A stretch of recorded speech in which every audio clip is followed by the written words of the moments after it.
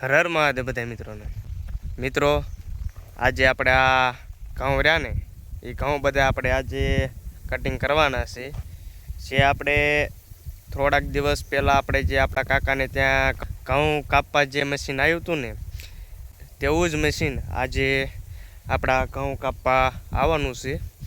તો મશીન હાલ્યું આવે છે. આપણે મશીન આવે પછી આપણે આપણા ઘઉં કપાવવાને ચાલુ થાય છે.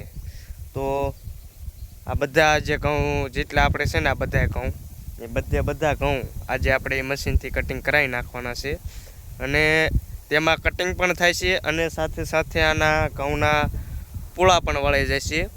એ ઘણી બધી સરળતાથી આપણે કામ કરી શકશું.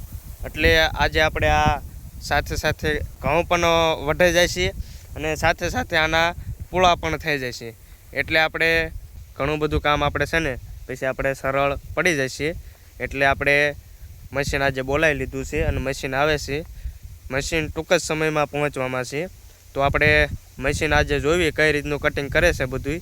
તો આપણે ઘઉં આજે મશીનથી વઢાવવાના છે અને મશીન આવે એટલે 2 થી 3 કલાકમાં બધા ઘઉં વાટીને વ્યૂ જાય. તો આજે આપણે જોવી આજે મશીન આવે છે કટિંગ કરવા. તો ચાલો તમને બધાને મશીન દેખાડું. મશીન આપણી વાડીએ પહોંચી ગયું છે. અહીં ક્યાં ઉપરના સેટે મશીન ઊભું છે. તો મશીનને કઈ રીતે બીજી જગ્યાએ લઈ જવામાં આવે ને તમને દેખાડું. તો કે આ રીતના આ મશીનને બીજી કોઈ ફેરવવામાં આવે છે. આપણે જો આ ભાઈનું મશીન છે. આપણે આજે આ મશીનથી આપણે ઘઉં વાટવાના છે. જો આ રીતના કોઈ પણ જગ્યાએ લઈ જવાનું થાય ને તો આ રીતે લઈ જઈને એસેમ્બલ કરીને બીજી જગ્યાએ ફેરવે છે. અને આપણે મશીન આવી ગયું છે. આ મશીનથી આપણે આજે ઘઉં વઢાય છે. આપણે રીપર જો નીચે ઉતારવાનું કામ ચાલુ કર્યું. આખું મશીન નીચું આવશે. ઢાળ પણ કરી નાખ્યો છે લોખંડની પટ્ટીથી. આગળ રાંડું છોડે એટલે જો નીચે થઈ ગયું. તો આ રીતના રીપર આવ્યું હેઠું.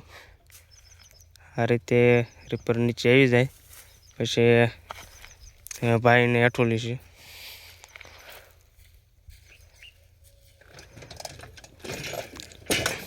એ રીપરનું હેન્ડલ છે.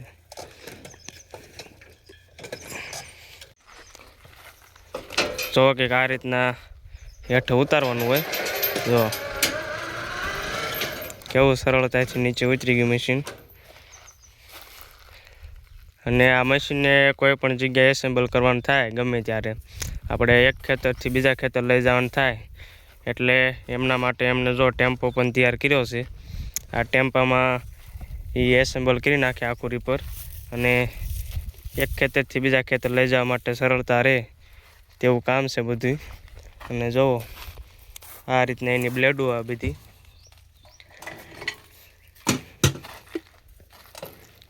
જો આ દોરાથી આપણે ઘઉંના જે પૂળા થાય ને તે તૈયાર થયેલા પૂળા આ દોરીથી બંધાશે.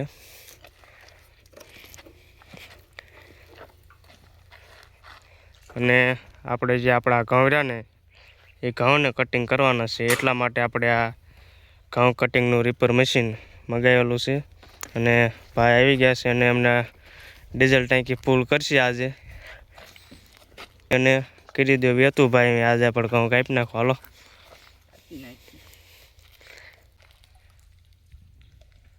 રોજ બીજાના ઘઉં કપાતા અને વિડીયો બનાવી છે. આજે આપણા ઘઉં કપાય છે અને આપણે વિડીયો બનાવવાનો છે. તો ચાલો હવે ડીઝલ નાખી દીધું છે અને આપણા પડામાં હવે રીપર મશીન જવા દેવાનું છે. આ મશીનને ચાલુ કરવા માટે પણ બધા મશીનને ચાવી હોય ને એમ જો આ મશીનની પણ ચાવી છે. આ ચાવીથી ચાલુ થઈ જાય છે. આટલી વાર લાગે આ રીપર મશીનને ચાલુ થતા. જો ગેર પાડીને સીધું બારું. અને હારું ને જો નીચે જે પગેથી આખું રીપર મશીન કઈ બાજુ વાળું તે બધું કંટ્રોલ અહીંથી થાય છે. તો જો આ રીતના કંટ્રોલ થાય છે. જે બાજુ વાળવાનું હોય ને એ બાજુ વાળવા માટે એ બધાને હાથથી કંટ્રોલ કરવાનું હોય. આ એક રીપર મશીન એવું છે જેને પગથી આપણે કંટ્રોલ કરવાનું હોય. જો આપણે વાડીમાં આવી ગયું મશીન અને હવે આપણે ઘઉં વઢાવવાનું પણ ચાલુ કરાવી દેવાનું છે. જો આપણા પડામાં રીપર મશીન આવી ગયું. ભાઈ જો એમની રીતે સેટિંગ કરે છે. કઈ રીતે વાટવાનું એમને ખબર હોય, એમને રોજનું કામ છે. જો રોજ બીજાના ખેતરમાં વાટતા હોય, આજે આપણા ખેતરમાં વાટવા માટે રીપર મશીન આવી ગયું. હવે તે તેમનું સેટિંગ બધું કરી લીધું, કઈ રીતના શું કરવાનું.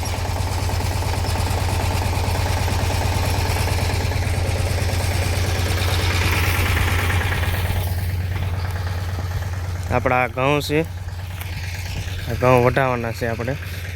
જો આપણે ઘઉંનું પાળિયું મોટું છે અને રીપર મશીન નાનું છે.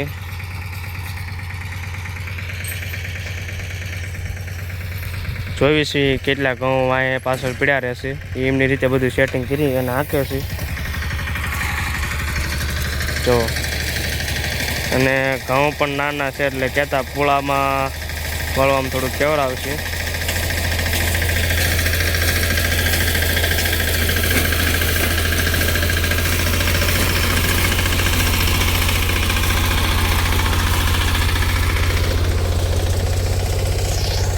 તો આ રીતના કંઈક પૂળા વળાય છે.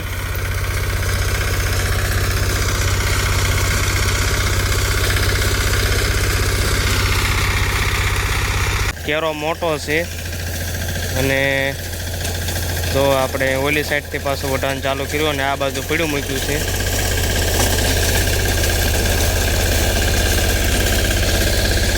કામકાજ તો જો ઘઉંની કોળી વિખાણી થોડીક, કારણ કે ઘઉં ક્યાંક ક્યાંક આડા પડી ગયેલા છે ને એટલે. જો આપણે બંને બાજુ હંકાવરાયું, બે બાજુ થોડોક આવો ફેરફાર રહેશે. એટલા માટે અમે આપણે આપણે જે આ કેરો રહ્યો ને એ કેરાની વચ્ચોવચ હંકાવવાનો આપણે પ્રયત્ન કરશું. અમે ભાઈને કહી દીધું છે કે વચ્ચોવચ હાંકો, સાઈડમાં કદાચ જે થોડું ઘણું પડ્યું રહે ને તે આપણે વાઢી લઈશું. જો આ રીતના કંઈક વઢાય છે અને જે તો આપણે થોડુંક વઢાવી પછી આપણને ખબર પડે કઈ રીતના થાય છે, કારણ કે આપણે કેરા મોટા છે એટલે એવું થોડોક ફેરફાર રહેશે. હા જો આ જગ્યાએથી આખું મશીન કઈ બાજુ વાળવું ને તે નક્કી થાય છે. આપણે ચડી ગયા છીએ રીપર મશીનમાંથી. આપણને આવડતું તો કાંઈ નથી પણ ખાલી જોવા માટે આવ્યા છીએ. અને આમાં જો આ ગેર છે, આ ગેરની ડાંડલી, એ પહેલો, આ બીજો, આ ત્રીજો ને આ ચોથો અને આવડો રિવર્સ. આ આખો ગેર છે આનો મશીનનો. આ ગેર ઉપર હાલે છે આખું મશીન. આ ક્લચ છે અને આ એનું હેન્ડલ છે. બધા સાધનમાં હાથનું હેન્ડલ હોય, આમાં પગનું હેન્ડલ છે. આમાં જો પગનું હેન્ડલ છે. તો આ ઘઉં જો આડા પડી જાય છે ને તે ઘઉં આડા નથી પાડવા દેવાના. એટલા માટે જો ભાઈ આ પટ્ટી ખોલી નાખી. આવી રીતે બંને બાજુ પટ્ટીયું છે એ પટ્ટીયું ખોલી નાખે ને એટલે આ જે ખોટા જે ઘઉં થોડાક બગડે છે આડા પડી તે આડા નહીં પડે. તો બંને સાઈડે એ પટ્ટીયું છે તે ખોલી નાખી ભાઈ, એટલે ઘઉં જે આડા પડવાનો પ્રશ્ન છે ને એ ઘઉં પણ નહીં આડા પડે.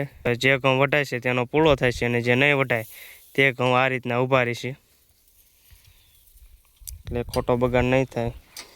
તે રીતે ભાઈ એમની રીતે કામ કરે છે. જો આ મશીનની કાંઈ ખબર જ નથી પડતી કે ક્યાં ધોર્યો આવ્યો અને ક્યાં વીયો ગયો. તો આટલામાં જો મશીન ઊંચું થઈ ગયું હતું એટલે ઘઉં આડા પાડી દીધા. એમને હાથની કળા ઉપર આખું મશીન હાલે છે આ રીતના. તો કઈ રીતના હાલે છે તમે જુઓ કે આખે હાથની કળા અને પગની કળા બંને છે.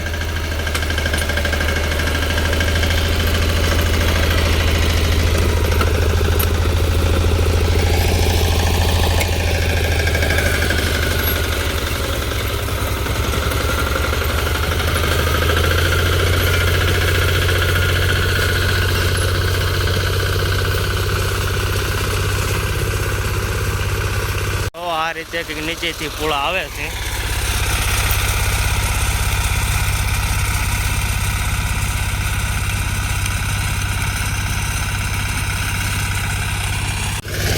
આપણે જો ઓલી સાઈડ ઘઉં નાના હતા એટલા માટે આપણે આ સાઈડ મુકાયું છે અને જોયું છે કેમ થાય છે વાટવામાં.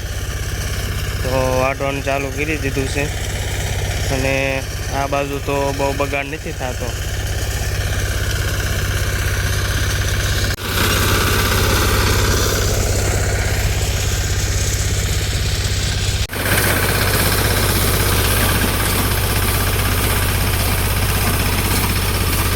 તો ગાંડા લઈ નથી જાયેલું તો આકે ને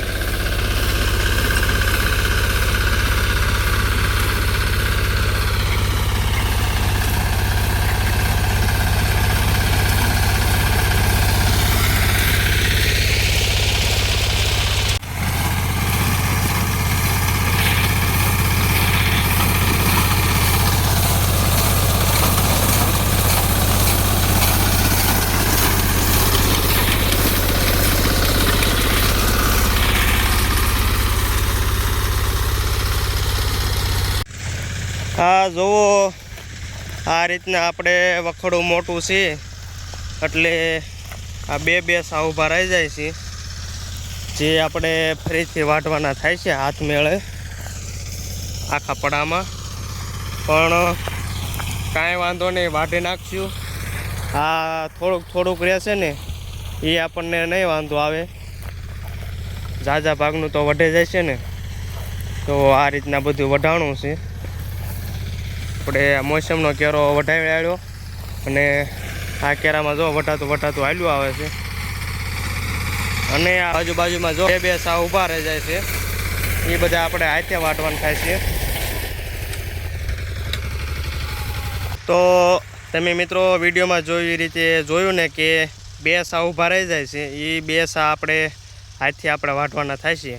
કારણ કે મશીન છે 5 ફૂટનું અને આપણે વખડું જે વાવેતરનું રહ્યું ને દંતાળનું તે છે 6 ફૂટનું, એટલા માટે આપણે એ હાથે વાટવાનું થાય છે. તો કાંઈ વાંધો નહીં, વાટી નાખશું આપણે. તો મિત્રો આપણા આવા રોજબરોજના આપણા વિડીયો જોવા માટે આપણી ચેનલને લાઇક, શેર અને સબસ્ક્રાઈબ કરી દેજો મિત્રો. સારું મિત્રો, જય જવાન, જય કિસાન.